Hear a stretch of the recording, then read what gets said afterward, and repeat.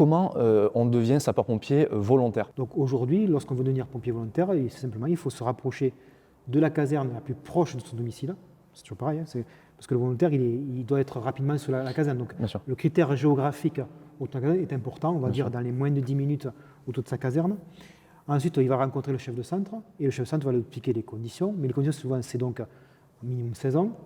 Bien sûr, avoir une bonne condition physique et médicale. Donc, il y aura nécessairement une visite médicale au cours de laquelle on s'assurera que, en tout cas, il n'y a pas d'incompatibilité avec le port de l'uniforme et les activités qui sont afférentes. Ensuite, forcément, il y a aussi une condition de nationalité, puisqu'il faut être de ressortissant européen pour être pompier volontaire. Et après, il faut aussi ne pas avoir de compatibilité, ou avoir de condamnation incompatible avec notre fonctionnement et nos valeurs. Voilà. Problèmes judiciaires qui sont incompatibles avec la fonction. Tout à fait. Et bien sûr aussi s'engager à respecter notre organisation, notre mode de fonctionnement et nos valeurs.